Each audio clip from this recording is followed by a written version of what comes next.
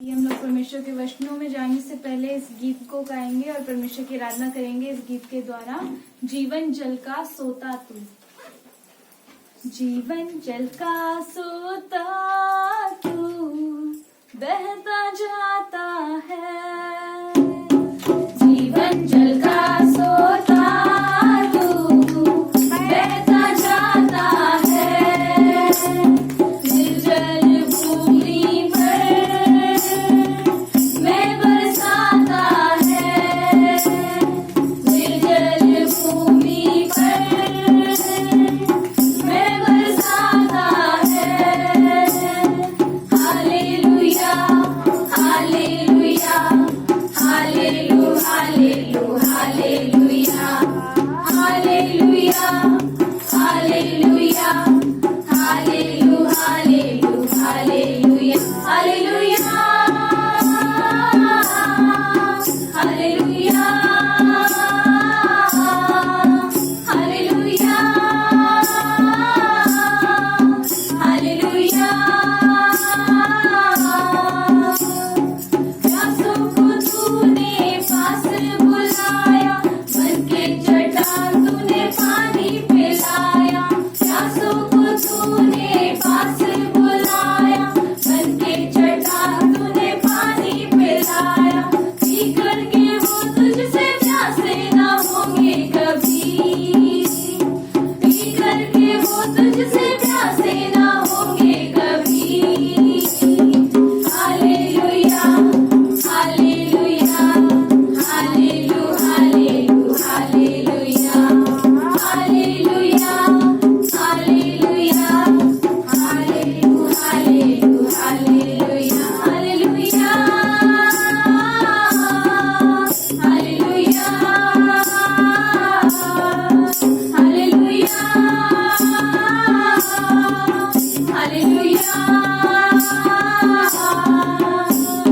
उल्फत का सागर था तू मसीहा, तो भी तू सूली पर प्यासा रहा, उल्फत का सागर था तू मसीहा, तो भी तू सूली पर प्यासा रहा, देखे लहू तूने मुझको है मोल लिया, देखे लहू तूने मुझको है मोल लिया।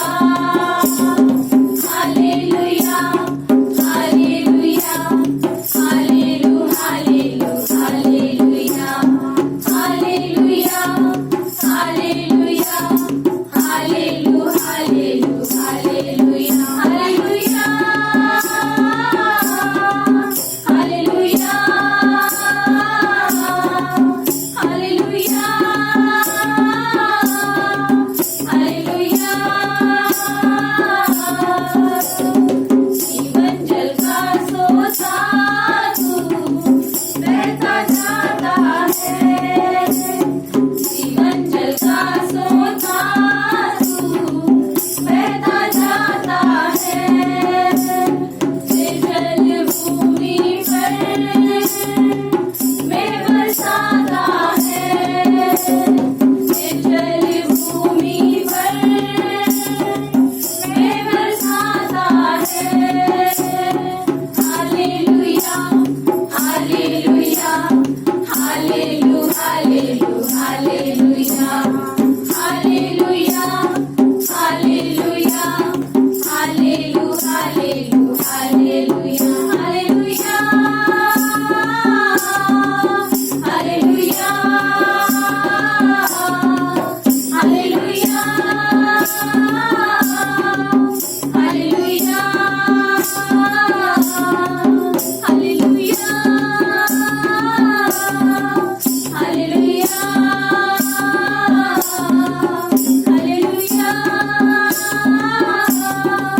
हालेलुया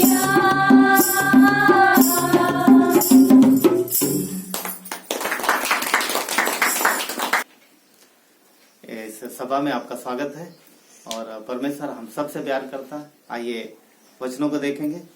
मत्ती का 7 अध्याय 13 और 14 पढ़ेंगे और यूहन्ना का 14 का 6। तो मत्ती का मत्ती 7:13 में इस प्रकार से लिखा है, सकेत फाटक में प्रवेश करो, क्योंकि चौड़ा है वह फाटक और सरल है वह मार्ग जो विनाश को पहुंचाता है, और बहुत से हैं जो उसमें प्रवेश करते हैं। 14 क्योंकि सकेत है वह फाटक और कठिन है वह मार्ग जो जीवन को पहुंचाता है, और थोड़े हैं जो उसे पाते हैं। यूहन्ना 14:6। यीशु ने उससे कहा, मार्ग, सत्य और जीवन मैं ही हूँ। बिना मेरे द्वारा कोई पिता के पास नहीं पहुँच सकता। आइए प्रार्थना करते हैं। जीवित पिता परमेश्वर, धन्यवाद देते हैं प्रभु, आप जीवन हो परमेश्वर। आपने हम सबको जीवन दिया है और प्रभु इस जीवन को आप संभालते हो पिता। इस जीवन को आप बचाते हो। ये जीवन जो आपने दिया है इसे मनुष्य बचा नहीं सकता, परंतु आप मनुष्यों को बचाने के लिए इस धरती पर आए और आपने प्रकट किया कि जीवन मैं हूँ, और आपने अपना जीवन देकर हमें बचाया। धन्यवाद देते हैं परमेश्वर। आज हम आपकी अगुवाई मांगते हैं प्रभु। आपके वचन जो हमें जीवन देते हैं, आपके वचन जो हमें इस जीवन में सामर्थ देते हैं, इस जीवन में अगुवाई करते हैं, और आपके वचन जो हमें आपके प्रेम को दिखाते हैं प्रभु। हम प्रार्थना करते हैं कि आज हम आपके प्रेम को, आपके योजना को जान सकें कि आप हमसे क्या कहना चाहते हो। आज के दिन हमें क्या बताना चाहते हो कि हम अपने जीवन में किस तरीके से चलें, क्योंकि ये जीवन जो आपने दिया है, इस जीवन में हम आगे नहीं जानते क्या होगा प्रभु, पर आप जानते हो, इसीलिए आप हमें मार्ग दिखाते हो। धन्यवाद देते हैं, आपकी महिमा करते हैं। आप जीवन का मार्ग। धन्यवाद यीशु के नाम से मांगते हैं, आमीन।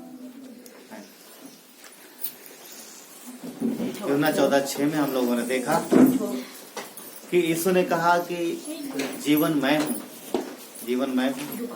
और मत्ती के 7 अध्याय में हमने देखा कि 2 मार्ग हैं। 2 मार्ग की बात करता है यहाँ पर, और कहता है एक मार्ग ऐसा है जो कठिन है पर वह जीवन को जाता है, यानी वो जीवन का मार्ग है। जीवन का मार्ग। यीशु ने बोला मैं जीवन हूँ, और मत्ती 7 में कहता है वो जीवन का मार्ग है। ओके, तो जीवन का मार्ग, प्रभु यीशु जीवन का मार्ग है। और अब वो मार्ग जो है, वो मार्ग शुरू होता है और पहुंचता है। मार्ग जो है शुरू होता है और लक्ष्य तक पहुंचता है। कई मार्ग ऐसे हैं जो कि शुरू होते हैं पर बीच में खत्म हो जाते हैं, वो मंजिल तक नहीं पहुंचाते। परंतु ये मार्ग ऐसा है जो शुरू हुआ है और मंजिल तक लेके जाता है, मंजिल तक लेके जाता है। यीशु ने बोला मैं लाइफ हूँ, मैं मार्ग हूँ। यूहन्ना 14:6 में यीशु ने कहा मार्ग मैं हूँ, मैं ही सत्य हूँ और मैं ही मार्ग, सत्य और जीवन मैं ही हूँ। वो जीवन भी है, वो मार्ग भी है, वो जीवन का मार्ग है। हाँ? और हम जब उस मार्ग पर चलते हैं तो वो हमें जीवन के मार्ग में चलाता है और हमें अनंत जीवन देता है। यूहन्ना के आप 3 और 16 में देखोगे, वो कहता है कि अपने लोगों को जो उस पर विश्वास करता है वो अनंत जीवन देता है। इंटरनल लाइफ, अनंत जीवन मतलब जो कभी ना खत्म होने वाला है ना। संसार में क्या देखते हैं, लोग आते हैं और उनका जीवन खत्म हो जाता है, आशा खत्म, होप खत्म, सब खत्म। पर परमेश्वर कहता है नहीं, जो मुझ पर विश्वास करता है वो कभी नहीं मरेगा। यूहन्ना 11 में लाजर के विषय में जब बात करता है, उसने क्या बोला मार्था से, ये तो विश्वास करेगा जो मर भी जाए वो भी जिएगा। तो मसीह में मृत्यु नहीं है, वो जीवन का मार्ग है। पर यहाँ पर कहता है कि मत्ती 7 में कि वो मार्ग सकरा, वहां 2 मार्ग है। कहता है एक चौड़ा मार्ग है, एक सकरा मार्ग है। एक सकरा है और एक चौड़ा है। चौड़े मार्ग में बोलते बहुत से जाते लोग। मत्ती के 7 में आप देखोगे तो कहता है कि चौड़े मार्ग में बहुत से लोग प्रवेश कर रहे हैं, परंतु सकरे मार्ग में थोड़े लोग जा रहे हैं। सकरा मार्ग यानी रास्ता सकरा है और सबको चौड़ा मार्ग पसंद है। हाईवे सबको पसंद है, गली वली थोड़ा लोगों को कम पसंद है। जो बढ़िया एकदम चिकना स्मूथ हाईवे मिलता है तो फिर बाइक भी भागती है स्पीड से और कार भी ना। हाईवे सबको पसंद आता है, परंतु हाईवे ओके ठीक है, वो अच्छा है हाईवे, ऐसा कुछ बात नहीं है। परंतु यहाँ जो बात कुछ और है, कहता है कि जीवन का मार्ग जो है वो सकरा है, परंतु जो चौड़ा मार्ग वो विनाश को जा रहा है। चौड़ा मार्ग संसार के मार्ग को दिखाता है और जीवन का मार्ग परमेश्वर के मार्ग को दिखाता है, यीशु के मार्ग को दिखाता है। कहता है इसमें थोड़े लोग प्रवेश कर पाते हैं। सवाल पैदा होता है क्यों थोड़े लोग प्रवेश कर पाते हैं? और चौड़ा मार्ग जो कि संसार का मार्ग है, यहाँ पर बहुत से लोग प्रवेश कर पाते हैं। पता है कैसे? चलो थोड़ा सा सोचेंगे, थोड़ा बात करेंगे। और आप इमेजिन करो एक चौड़ा मार्ग है, काफी चौड़ा रास्ता है, तो उस पर आसानी से चल सकते हैं, कैसे भी जा सकते हैं, ज्यादा कोई कुछ भी ध्यान देने की जरूरत नहीं। तो चौड़ा मार्ग एक ऐसा मार्ग है कि इंसान इस मार्ग में कैसे भी चल सकता है, कुछ भी कर सकता है, जो चाहे वो कर सकता है ना, जो उसका मन कर रहा कर सकता। पॉइंट ये है, और रास्ते की एक रास्ता एक एग्जांपल है। ये ऐसा दिखा रहा कि मीन्स ओके, एक बड़ा सा मैदान है, मान लो उस मैदान में आप कैसे भी चल सकते हो, कैसे भी घूम सकते हो, कैसे भी घूम सकते हो, कोई प्रॉब्लम नहीं है। कहने का मतलब ये है कि एक ऐसा मार्ग है जो आप अपनी अभिलाषा के अनुसार कुछ भी कर सकते हो, कुछ भी कर सकते हो, जो मन करा, जो जिसको जो बोलना बोल दो ना, बहुत सारी चीजें। तो एक्चुअली में क्या है कि वो एक ऐसा मार्ग है जो शरीर के अनुसार जाता है, शरीर की अभिलाषाओं की तरफ जाता है, जो संसार का यानी जो शारीरिक मार्ग है, जो फ्लैश यानी जो हमारे शारीरिक स्वभाव को प्रकट करता है, और वो संसार का मार्ग है। मगर मसीह का, परमेश्वर का मार्ग, यीशु ने क्या बोला? अपना क्रूस उठाओ और मेरे पीछे बोलो। ये सकरा मार्ग है। सकरा मार्ग मतलब ये है कि सकरे मार्ग में परमेश्वर की इच्छा, परमेश्वर की योजना के अनुसार हम चलते हैं। यहाँ पर हम अपनी इच्छाओं को महत्व नहीं देते हैं, यहाँ पर हम परमेश्वर की इच्छा को महत्व देते हैं, और यहाँ हम उसकी योजना को महत्व देते हैं। कई बार लोग ज्यादातर कैसे जीते हैं, लोगों को कैसा रहता है कि जो उनका मन करता वो करते हैं, राइट, जो उनका मन करता वो करते हैं। कई बार ऐसा होता है कि चलो कुछ बात करते हैं थोड़ा सा। अगर असल कैसा होता है, आज मेरा ये खाने का मन कर रहा है तो लोग वो बना लेते हैं, आज मेरा वहां जाने का मन कर रहा है वहां चले। कोई बोलता आज मेरा बहुत सारे, सर्दी हो रही तो किसी को बोलता आज मेरा पीने मन कर रहा ना, कई सारी चीजें। तो संसार में लोग मनचाहा तरीके से जीते हैं। परंतु परमेश्वर का मार्ग कैसा है आप समझो थोड़ा सा। एक बच्चा छोटा है जो कि 6 महीने का है, या फिर साल भर का है, या फिर 1.5 साल का या 2 साल का है, हर वो वस्तु उसको नहीं दी जाती है जो उसका मन करता है, पर माता पिता उसे वो वस्तु देते हैं जो उसके लिए ज्यादा लाभदायक है और ज्यादा बेहतर है। तो वो बच्चा किस हिसाब से चलता है? अपनी मर्जी के अनुसार चलना तो चाहता है, पर मम्मी कभी रोक देगी, कभी पापा रोक देंगे, नहीं तुम ये नहीं कर सकते। क्यों? कई बार पूछता, गुस्सा होता है, क्यों? पर पापा मम्मी उसे बताते हैं कि ये तुम्हारे लिए अच्छा नहीं है। एक्चुअली सकरा मार्ग कुछ ऐसा ही है। एक और उदाहरण, जैसे कि मैंने अभी बड़ा मैदान का उदाहरण दिया, कुछ भी कर सकते हैं ना, वहां पर फ्री है, लोग इधर भी फ्री है। परंतु यहाँ पर देखिए, जो हमारी स्वाभाविक इच्छा है, जो शारीरिक अभिलाषा है, उसको हमेशा शैतान पकड़ता है और उसको हमारी इच्छाओं को लेकर के हमें एक रॉन्ग वे पे लेके जाता है। परमेश्वर हमें वचन देता है, हमें मार्गदर्शन करता है और हमें दिखाता है कि ये मार्ग जिस पर आप बढ़ रहे हो ये सही नहीं है, इस पर आओ। गलातियों 2:20 में पौलुस क्या लिखते हैं कि मैं मसीह के साथ क्रूस पर चढ़ाया गया, अब मैं जीवित ना रहा। पॉइंट पता है क्या? क्या आप देखो, कोई भी जो यीशु पे विश्वास करता है, क्या शरीर में क्रूस पे चढ़ाया जाता है? नहीं चढ़ाया जाता। शरीर में कोई भी क्रूस पे नहीं चढ़ता। तो मीनिंग क्या है? मीनिंग ये है कि हम अब शारीरिक स्वभाव के अनुसार, अब हम अपनी सोच के अनुसार नहीं, परंतु अब हम मसीह की सोच के अनुसार चलते हैं और हम ये निर्णय लेते हैं कि प्रभु मैं मूर्ख हूं, परंतु आप मेरे विषय में ज्यादा जानते हो, आप मुझसे ज्यादा प्यार करते हो। मैं उस हिसाब से नहीं चलूंगा जो मेरी मर्जी है, मैं उस हिसाब से चलूंगा जो आपकी मर्जी है। और ये रास्ता सकरा है, क्योंकि अगर कुछ हमारा मन कर रहा है कि ये काम करे और वहां पर वचन आड़े आ रहा, कि नहीं नहीं ये सही नहीं है, तो फिर उस इच्छा को हमें छोड़ना है, हमें वचन को लेना है। मैं सोच रहा था कि किस तरीके से हो सकता है। मैदान में किधर भी आप बाइक घुमा सकते हो, किधर भी आप कार घुमा सकते हो, हाँ, परंतु जीवन का मार्ग ऐसा है कि वो एक पटरी पे चलता है, जैसा ट्रेन, राइट। ट्रेन जो है एक पटरी पे चलती है और उसे दिशा दिखाया जाता है। ट्रेन अपनी मर्जी से नहीं जाती। ट्रेन का जो ड्राइवर होता है, उसको पायलट भी बोलते हैं, एक्चुअली ड्राइवर नहीं बोलते, उसको पायलट बोलते हैं। उसका काम उसको स्पीड देना या फिर घटाना बढ़ाना, परंतु ट्रेन को वो नहीं, वो उसको दिशा नहीं दिखाता। ट्रेन किधर जाएगी ये वो निर्धारित नहीं करता। ट्रेन सिर्फ पटरी पर रहती है। ट्रेन को चलाने वाले स्टेशन के लोग होते हैं जो उसको दिशा दिखाते हैं, समझ रहे? तो ये लाइफ ऐसा है कि हम पटरी पर चलते हैं और हमें दिशा दिखाता है परमेश्वर का वचन, हाँ, और जिस तरफ वो दिखाता है उस तरफ हम जाते हैं। ये लाइफ कुछ ऐसा है, ठीक है। और वर्ल्ड का लाइफ कुछ ऐसा है कि आप अपने सोच विचार के अनुसार चलो। तो जीवन का मार्ग जो यीशु है वो लक्ष्य तक पहुंचता है। इसीलिए और भी मैं कुछ सोच रहा था कि एक आप लोगों ने देखा होगा, कभी ऐसी जगह गए जहाँ पर बच्चों का मीन्स रहता है और वहां पर एक बड़ा सा एक प्लेटफॉर्म जैसा बना के रखते हैं और उसमें बच्चे लोग गाड़ियां चलाते रहते हैं, बाइक चलाते हैं, कार चलाते हैं, शायद देखा होगा छोटे बच्चे।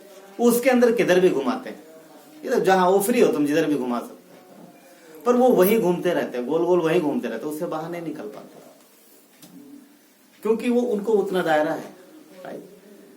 तो मार्ग कुछ ऐसा है, दुनिया का बहुत सारे हैं, परंतु वो घूम फिर के धरती तक ही रह जाते हैं। पर यीशु ने बोला मैं स्वर्ग से आया हूँ, मैं स्वर्ग का मार्ग जानता हूँ और मैं तुमको वहां लेके जाता हूँ। ये जीवन का मार्ग है जो एक पटरी पर चलता है और जिसकी अगुवाई हमारा परमेश्वर करता है, जो हमें रास्ता दिखाता है। किस तरफ ट्रेन जाएगी ये वो निर्धारित करता है, किस तरफ हमारा लाइफ जाएगा वो निर्धारित करता है। उसके वचन जो हमारे पास हैं वो हमें रास्ता दिखाते हैं कि हमें किस तरफ जाना है। दूसरी चीज साथ ही साथ जीवन के मार्ग में हम अपनी अभिलाषाओं को लेकर के कई बार नहीं जा सकते। कई बार बहुत सी ऐसी चीजें होती है जो हमारे मार्ग में उस जीवन के मार्ग में प्रवेश करने में रुकावट डालती हैं। बहुत सारी चीजें हो सकती हैं जो आपने संसार से ली हैं, ईर्षा, नफरत, द्वेष, बुरा, बहुत सारी चीजें हैं जो कि अच्छी नहीं है। उनको धीरे धीरे फिर वो कम होती और उनके साथ प्रवेश करेंगे तो तकलीफ होता है, राइट, तकलीफ होता है।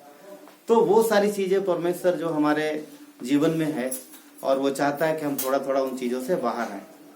और हम देखेंगे गिनती का 21 अध्याय, यहाँ पर कुछ चीजें हम लोग देखते हैं और उसके बाद थोड़ा आगे बढ़ेंगे। गिनती के 21 अध्याय में यदि आप देखोगे तो ये वहां की घटना है कि मूसा नामक एक व्यक्ति जो परमेश्वर का सेवक है, परमेश्वर के लोगों को जो मिस्र में हैं, बंदी हैं यानी दास हैं, उनको निकाल के लेके आता है। और ये बीच रास्ते में है, ये लोग चले हैं कहाँ पर, वादे के देश के लिए जा रहे हैं। ये लोग एक वादा जो परमेश्वर ने उन्हें दिया है, एक स्थान जो परमेश्वर ने बताया, ये उस मार्ग पर जा रहे हैं, उस मार्ग पे चल रहे हैं। एक्चुअली ये कहा जाए तो सकरे मार्ग पर ये लोग चल पड़े, ये लोग सकरे मार्ग पे चल पड़े। गिनती का 21 अध्याय और 4 यहाँ पर कुछ इस प्रकार लिखा है, सुनिए। फिर उन्होंने होर नामक पहाड़ से कूच करके लाल समुद्र का मार्ग लिया कि एदोम देश से बाहर घूम कर जाएं, और लोगों का मन मार्ग के कारण बहुत व्याकुल हो गया। क्या कहता है कि लोगों का मन मार्ग के कारण व्याकुल हो गया, मतलब उस रास्ते की वजह से व्याकुल हो गया। क्यों? अब जीवन का मार्ग क्या ऐसा है कि जो व्याकुल कर दे, जो तकलीफ दे, फिर कैसा जीवन का मार्ग। हाँ, यहाँ वचन देखिए क्या लिखा है, क्या कहता है कि मार्ग के कारण उनका मन व्याकुल हो गया। हाँ, मार्ग की वजह से व्याकुल हो, वो तो जीवन के मार्ग पे जा रहे हैं, वो तो दासत्व के जीवन से, गुलामी के जीवन से निकल करके वादे के देश में जा रहे हैं। अब यहाँ पर मन व्याकुल हो गया। सुनो कारण क्या है, किस वजह से मन व्याकुल हुआ। आगे लिखा है, इसलिए कि वे परमेश्वर के विरुद्ध बातें करने लगे और मूसा से कहा। यहाँ पर वो लोग परमेश्वर के विरुद्ध बातें कर रहे हैं। पता क्यों मन व्याकुल होता है जीवन के मार्ग में? जब इंसान को शरीर की अभिलाषाओं के अनुसार कुछ चीजें नहीं मिलती हैं जो वो करना चाहता है, फिर उसके अंदर तकलीफ आती है। और ये वो लोग करते हैं जो परमेश्वर के वचन पर पूर्ण विश्वास नहीं करते, जिन्होंने अपने आप को समर्पित नहीं किया मसीह में, जिनके जीवन में अभी भी वही पुरानी बातें हैं, अभी भी वही बुरी चीजें हैं, और वो जीवन के मार्ग में, इस मार्ग में भी वो वही प्राप्त करना चाहते हैं। वहां पर वो लोग जो चाहते थे, जो उनको मिल रहा था, वो यहाँ पर उनको नहीं मिल रहा। अब उनको क्या मिल रहा था? ऐसा नहीं कि उनको वहां अच्छी चीजें मिल रही थी, परंतु अब इसको आज के हिसाब से देख सकते हैं कि परमेश्वर हमको बुलाता है, और आने से पहले संसार में जब हम लोग रहते हैं तो हमारे अंदर बहुत सारी अभिलाषाएं होती है, बहुत सारी लालसाएं होती हैं, बहुत सारी चीजें। अगर एक आदमी सिगरेट पीता है और आ जाता है इस परमेश्वर के देह में, और वहां पर उसको लगता है कि यार नहीं, ये अच्छा नहीं है, परमेश्वर का वचन बोले इसे छोड़ देना चाहिए। अब वो छोड़ता है, परंतु उसको तलब लगती है, उसका मांग रहा शरीर, उसका मन कर रहा, उसका अभिलाषा बढ़े। एक शराबी हो सकता है, कई सारी चीजें हो सकती है, कोई बुरी आदत हो सकती है, और आपका स्वभाव हो सकता है, आपका कई बार बहुत सारे लोगों को बोलने में बहुत रहता है, बहुत सारी चीजें कि अच्छा नहीं बोलते, बहुत बुरी बुरी बातें बोलते, वो भी एक आदत है। तो कई सारी चीजें होती हैं। जब हम आ जाते हैं, अब वो चीजों को ले करके हम नहीं बढ़ सकते, क्योंकि वो चीजें हमारी मार्ग में रुकावट है, बाधा बन रही है। तो परमेश्वर का वचन कहता है कि हमें उनको छोड़ना है। यहाँ पर क्या देख रहे हैं? वो मार्ग की वजह से व्याकुल हो रहे हैं, यानी वो चाहते हैं कि जो बुराई है, जिस बुराई से वो अंदर आए हैं, उस बुराई को लेकर के आगे बढ़े, पर यहाँ पर वो बुराई को छोड़ने की बात हो रही है, वहां से उनको उससे दूर हटने की बात हो रही है, तो मन व्याकुल हो रहा। अभी पीने को नहीं मिल रहा तो मन व्याकुल हो रहा, आत्मा तड़प रही है, चाहिए, पर वहां नहीं मिल रहा। किसी को सिगरेट चाहिए, नहीं मिल रहा है, किसी को गुटखा चाहिए, नहीं मिल रहा है, किसी को वो माहौल चाहिए, किसी को बहुत सारे काम करना है। मैं तो कुछ उदाहरण बता रहा हूँ, बहुत सी ऐसी बातें हैं जो कि होती है ना, वो परमेश्वर बोलता नहीं, वो चीजें नहीं, उनको लेके हम नहीं जा सकते। आप इमेजिन करो। चलो एक पॉइंट है, इसके पहले शुरू होने से पहले 3 पॉइंट है, जिसमें से पहला है कि जीवन के मार्ग में विश्वास से चलो। कुछ बातें हैं जिनमें से जीवन के मार्ग में विश्वास से चलो, ताकि मार्ग में जो मन व्याकुल ना हो। यहाँ पर लोग व्याकुल हो रहे हैं। विश्वास से क्या चलना? हम यकीन रखते हैं हमारे उद्धारकर्ता पर कि वो हमें अच्छी वस्तुएं देता है, वो हमारे जीवन में अच्छे काम करता है। अब अगर उसने कुछ बोला कि ये चीज छोड़ दो, पर हम उस चीज को अगर पकड़ के रखते हैं, अगर हमारी उसकी लालसा है, हमारी इच्छा है, तो कई बार क्या होगा कि वो तकलीफ देगा।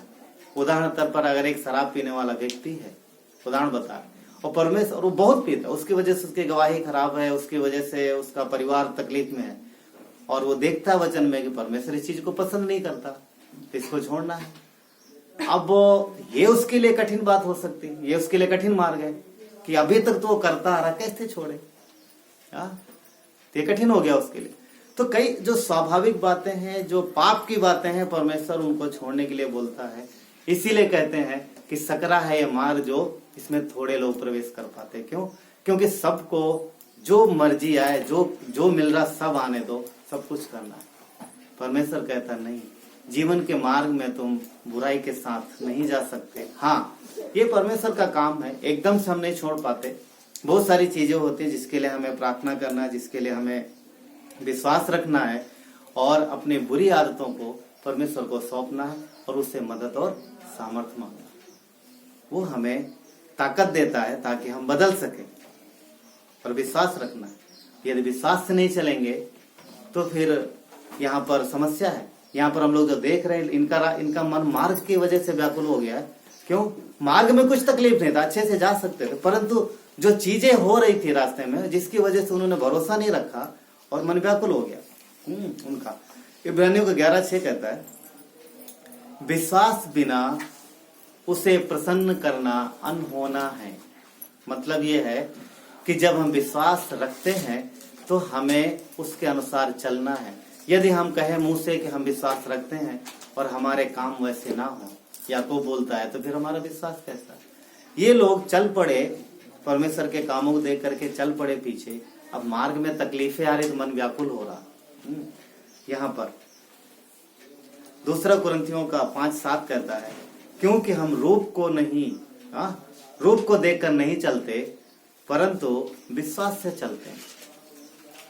रूप को मतलब परिस्थितियों को देख के नहीं चलते, क्या हो रहा वो देख के नहीं चलते, परंतु हम परमेश्वर के वादों पर भरोसा करते हैं, उसके वचनों पर भरोसा करते हैं कि जब वो लाया है तो वो संभालेगा। उसने बोला है ये चीज नहीं करना तो फिर नहीं करना, उसने बोला ये करना है तो बाय फेथ हमें करना है। सकरे मार्ग में प्रवेश। सुन एक चीज, एक बार मैंने, आप इमेजिन करो, चलो थोड़ा सा प्रैक्टिकल ऐसा सोच लेते हैं। कभी देखा कि कुछ लोग, कभी रेलवे स्टेशन पे देखा कुली लोगों को, एक इधर बैग, एक इधर बैग, एक इधर बैग, सब एक सर पे बैग बहुत सारा टांग के रखते हैं कुली लोग। अभी तो खैर गाड़ी हो गया, पहले के टाइम में ऐसे लोग उठाते थे। अब सोचो इतना सारा पूरा ढेर उठाए है और आगे रास्ता इतना है, इतना रास्ता है और वो इससे जा रहा। अब इधर वाला बैग फंस रहा, इधर वाला बैग फंस रहा, बोलता नहीं मुझे अंदर जाना है, अंदर जाना, और बैग इतने सारे। कुली का उदाहरण ले रहा हूँ, कुली को तो मजबूरी में करना पड़ता है, परंतु वो बैग पता है क्या, अगर हम अपने और आपके जीवन बात करें तो हमारे यहाँ स्वाभाविक स्वभाव, स्वाभाविक स्वभाव, ईर्ष्या, नफरत, द्वेष, पाप, ग्लानि, बुराई, बुरे बातें, क्या क्या चीजें हैं जो हम सब ले रहते हैं और बड़ा प्यार करते हैं इन चीजों से। मुझे छोड़ना नहीं, बहुत बढ़िया, नहीं छोड़ना, मुझे बहुत प्यार करते हैं। बहुत सारी चीज, शराबी बहुत शराब से बहुत प्यार करता है, बहुत छोड़ता नहीं। सिगरेट वाले छुप छुप के पियेंगे इधर साइड होकर के, और उसके बाद में कुछ तो कुछ लोग, कई लोगों को भी हमने सुना, वो लोग पीते थे और पीने के बाद में कुछ खा लेते थे बाद में, ताकि मुंह से बास ना उधर बाहर पी लेते थे और पीने के बाद में और उसके बाद में कुछ खा लेते थे ताकि बास। देखो क्या होता, किसको धोखा दे रहा मनुष्य। परमेश्वर ने कोई बंदिश नहीं डाली है, परंतु ये चीजें स्वयं के लिए, स्वयं के जीवन के लिए इंसान, पता है इंसान किसी को धोखा नहीं दे रहा, वो खुद के लिए, उसके और उसके जीवन के लिए तकलीफ है। तो परमेश्वर कहते हैं वॉक बाय फेथ, हमें विश्वास से चलना है। इतना सारा लगेज ले जाने की क्या जरूरत है, हम जीवन के मार्ग में जा रहे हैं, छोड़ो ना इनको सब यहीं पर। यीशु ने बोला तुम आओ, मैं तुम्हारे लिए बहुत सारी चीजें रखी है, मैंने तुम्हारे लिए बहुत सारी चीजें मैंने रखा है, वो सब तुम्हें मिलने वाली है।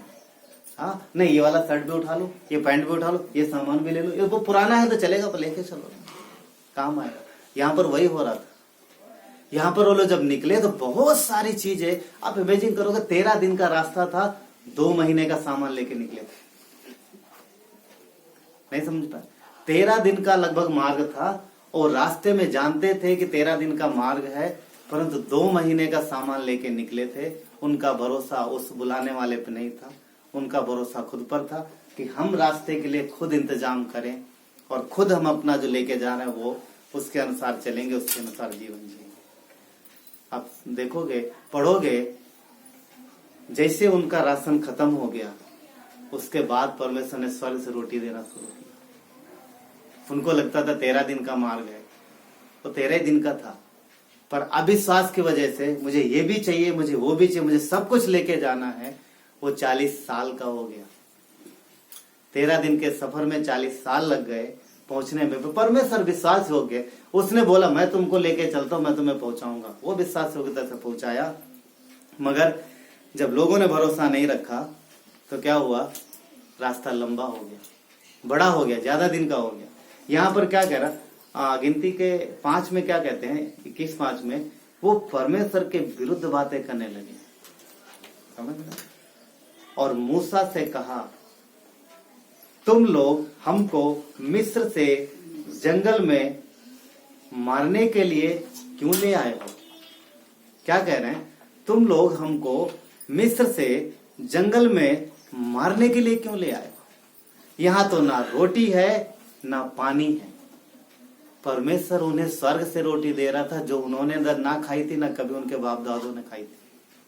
आप इमेजिन करके देखो, रात में सो रहे हैं, सवेरे उठे, अपना डलिया लेते हैं और बाहर जाते हैं, अनाज भर लाते हैं, पीसते खाते हैं, आराम से सोते हैं, फिर सवेरे उठते फिर भर लाते हैं। क्या तकलीफ लग रही थी मुझे, कमाना नहीं पड़ रहा था, परमेश्वर स्वर्ग से रोटी खिला रहा था।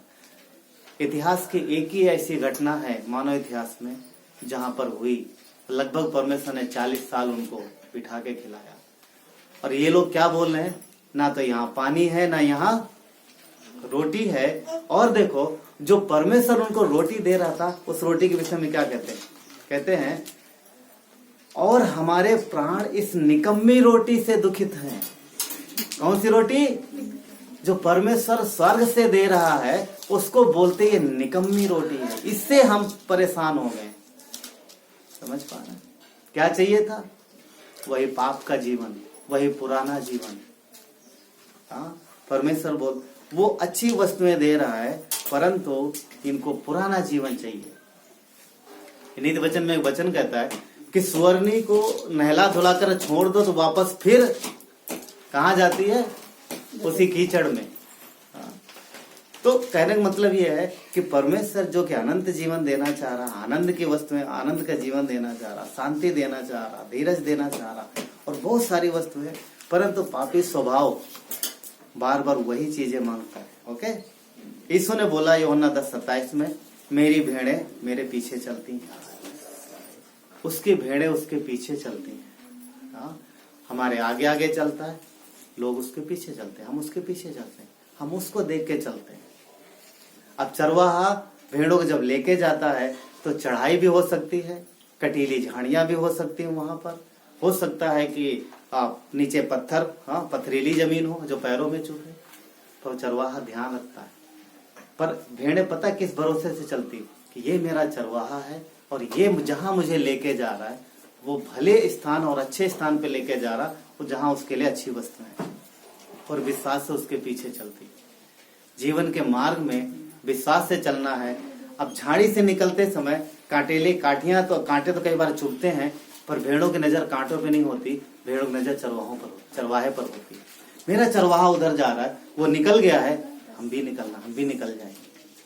विश्वास से चलते हैं। 1 कुरिन्थियों 10:13 कहता है, परमेश्वर सच्चा है, वो तुम्हें सामर्थ्य से बाहर परीक्षा में न पड़ने देगा, वरन परीक्षा में निकास भी करेगा। यदि मार्ग में कटीली झाड़ियां आ रही हैं, यदि मार्ग में पथरीले रास्ते आ रहे हैं, तो चरवाहा आगे उन कटीली झाड़ियों से, उस पथरीली जमीन से आपका चरवाहा आगे निकल गया है। उसने वो दर्द पहले सह लिया है, तब वो लेके जा रहा, और वो हमें और आपको सामर्थ्य देगा। दूसरी बात, जीवन के मार्ग में धीरज से चलना है, धीरज रखना है। क्योंकि अगर हम धीरज नहीं रखेंगे तो फिर विचलित हो जाएगा मन, और ऐसा जहां लिखा है कि उनका मन मार्ग की वजह से व्याकुल हो गया, तो जीवन में अगर ऐसा मोड़ आता है, ऐसा समय आता है कि जब कठिनाई आती है, और अगर वहां पर धीरज और विश्वास नहीं रखते हैं, तो फिर हमारा और आपका मन विचलित हो सकता है। हाँ, इसलिए हमें चरवाहे की ओर देखना है। ध्यान रहे, जिस मार्ग से होकर के हम और आप जा रहे हैं, हमारा चरवाहा उस मार्ग से आगे गया है, उस मार्ग से होके वो भी जा रहा है, आगे वो चल रहा है, हमको पीछे लेके जा रहा है। इसलिए चिंता करने की जरूरत नहीं है कि प्रभु तुझे क्या पता हमने क्या तकलीफ उठाई, हम क्या तकलीफ उठा रहे। नहीं, जिन कांटों से होके तुम जा रहे हो उस पर से वो निकल चुका है, वो जानता है। हाँ, जो दर्द हम सह रहे हैं, यीशु उससे ज्यादा दर्द सह के जा चुका है उस पर। यशायाह 26:3 कहता है, जिसका मन तुझ में धीरज धरे हुए है, उसको तो पूर्ण शांति के साथ रक्षा करता है। परमेश्वर, हमें परमेश्वर पे अपना धीरज रखना, भरोसा रखना है, और उस पर धीरज के साथ भरोसा रखते हुए चलते रहना। इफिसियों का 4:2 कहता है, अर्थात सारी दीनता और सारी नम्रता सहित धीरज धरकर एक दूसरे की सह लो।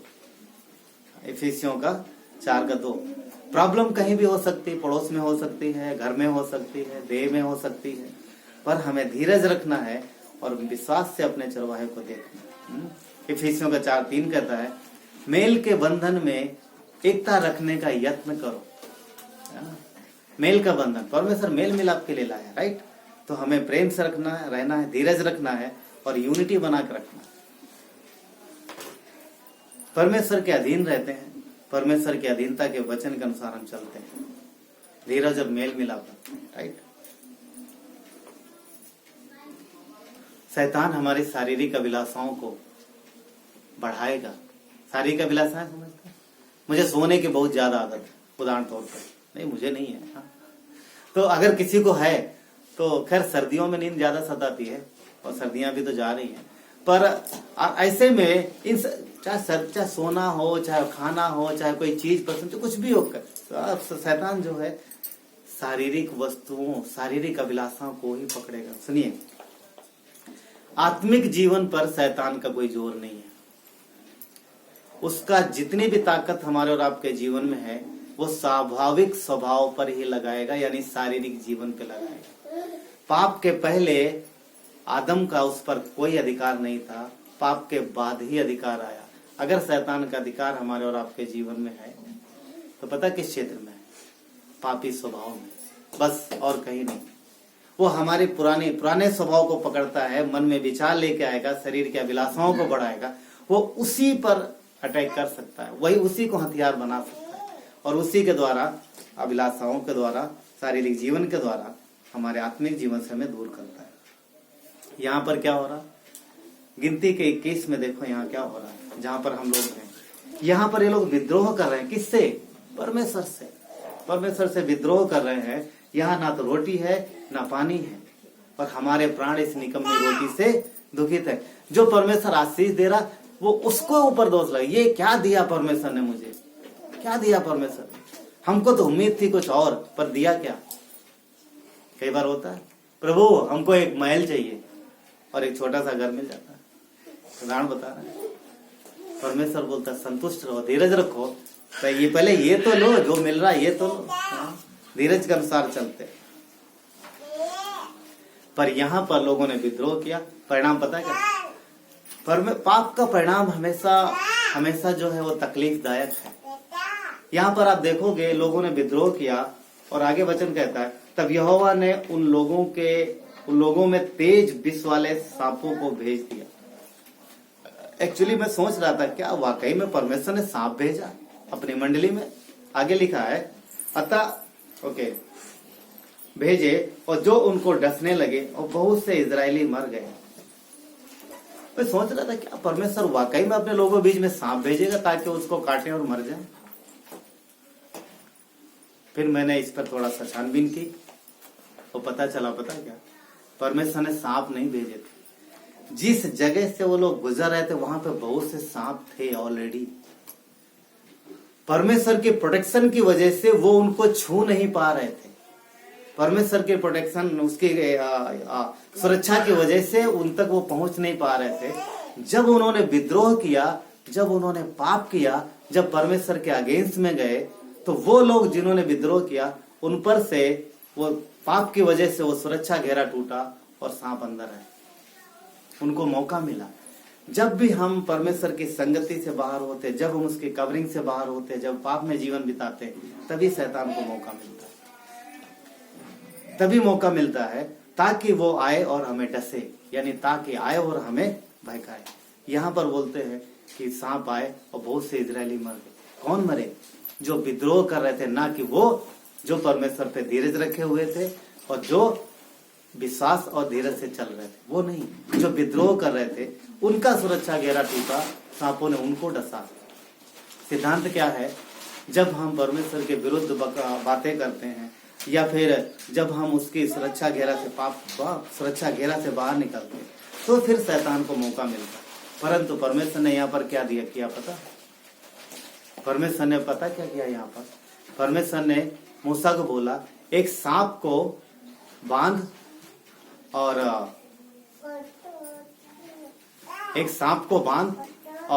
लाठी में बांध और बड़ी लाठी को ले और उसको बांध और सांप को लटका दे।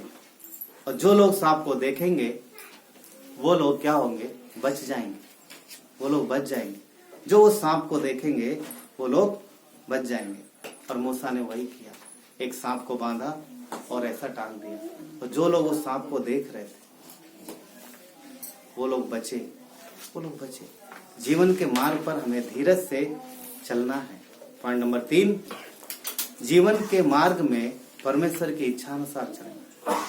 ये जीवन का मार्ग है जो परमेश्वर हमें ले जाता है। ये सकरा है, परंतु हमें उस पर चलना है, जो आगे जा करके चौड़ा हो जाता है, आगे जा करके चौड़ा हो जाता है। शैतान बहकाएगा, परंतु हमें उस पर भरोसा रखना है। वो लालसा बढ़ाएगा, परंतु हमें भरोसा रखना है। मत्ती 26:42 में परमेश्वर ने, यीशु ने कहा, हे मेरे पिता, यदि हो सके ये कटोरा मेरे सामने से हटा ले, परंतु मेरी नहीं तेरी इच्छा पूरी हो, मेरी नहीं तेरी इच्छा पूरी हो। तो हमें परमेश्वर को सबमिट करना है, हमें परमेश्वर को, और हम विश्वास से हमें आगे चलना है। मत्ती 6:10 में यीशु के चेलों ने उनसे कहा, मुझे प्रार्थना करना सिखा, मुझे प्रार्थना करना सिखा। और क्या हुआ? यीशु ने उन्हें प्रार्थना करना सिखाया। पॉइंट ये है कि परमेश्वर हमें प्रार्थना करना सिखाते हैं, और वहां पर एक बात है, यहाँ पर वो ये है, यीशु ने कहा, मेरी नहीं तेरी इच्छा पूरी हो, मेरी नहीं तेरी इच्छा पूरी हो। तो परमेश्वर जो हमें और आपको अपने देह में लेके आए, तो हम इसमें अपने जीवन के इस मार्ग में विश्वास से चलते हैं, धीरज से चलते हैं, और परमेश्वर की इच्छा अनुसार चलते हैं। यीशु ने क्या बोला? हे पिता, मेरी नहीं तेरी मर्जी पूरी। हम ये कहते हैं कि प्रभु हमारी नहीं आपकी मर्जी पूरी हो, मेरी नहीं तेरी मर्जी पूरी हो। शैतान लालसा लेके आता है, और वो हमारी अभिलाषा को पकड़ता है, हमारे स्वभाव को पकड़ता है, जो शारीरिक स्वभाव है। परंतु हम शारीरिक स्वभाव को आत्मिक स्वभाव से, यानी उसके वचनों से, परमेश्वर के वचन से, उसकी अगुवाई से, उसकी सामर्थ्य से कम करते हैं, दबाते हैं, और परमेश्वर से सामर्थ्य मांगते हैं, और परमेश्वर हमें सामर्थ्य देता है, और जिससे हम उस पर विजय पाते हैं। बहुत से सांपों ने लोगों को डस लिया, परंतु जब वो सांप मूसा ने बांध दिया, उपाय दे दिया परमेश्वर ने, और जिसने उसकी ओर देखा वो बच गया, वो बचा, वो नहीं मरा। आज हम परमेश्वर की ओर देखते हैं विश्वास से। आज भी ऐसा नहीं कि शैतान चुप नहीं बैठा है, हमारे और आपके जीवन में आता है, वो हमारे और आपके जीवन में आता है, और वो हमारी कमजोरियों को पकड़ता है। परंतु हम क्या करते हैं? हम अधीन रहते हैं, विश्वास करते हैं, और परमेश्वर की इच्छा अनुसार आगे बढ़ते हैं, और वो फिर हारता है और हम विजयी होते हैं। तो जीवन का मार्ग है। यीशु ने क्या बोला? जीवन के मार्ग पर थोड़े हैं जो प्रवेश करते हैं, और वो थोड़े हम और आप हैं। राइट? हम अपनी इच्छा अनुसार नहीं, परंतु परमेश्वर की इच्छा अनुसार चलते हैं। आइए प्रार्थना करते हैं। प्यारे पिता परमेश्वर, धन्यवाद देते हैं, आपकी महिमा करते हैं परमेश्वर। प्रभु यीशु, आप अपने लोगों को बचाते हो पिता, उनके लिए उपाय लेके आते हो परमेश्वर। प्रभु यीशु, गिनती के अध्याय में हम देखते हैं परमेश्वर पिता, यहाँ पर तकलीफ है, यहाँ पर परेशानी है, मार्ग के कारण उनका मन व्याकुल हुआ है, पर प्रभु हम आपकी ओर देखते हैं परमेश्वर। धन्यवाद देते हैं पिता, आपकी महिमा करते हैं परमेश्वर। थैंक यू, आपके नाम को ऊंचा उठाते हैं परमेश्वर। प्रभु, हम आपको सबमिट करते हैं, हम अपनी मर्जी के अनुसार नहीं चलते, हम आपकी मर्जी के अनुसार चलते हैं। हम अपनी अभिलाषाओं को नहीं पूरा करते प्रभु, आपके अभिलाषाओं, आपके इच्छा अनुसार चलते हैं। अपनी अभिलाषाओं को हम आपके ऊपर लगाते हैं परमेश्वर। हम नम्रता से सीखते हैं और आगे बढ़ते हैं। धन्यवाद देते हैं पिता, धन्यवाद देते हैं, आपकी महिमा करते हैं। प्रार्थना प्रभु यीशु के नाम से मांगते हैं, आमीन।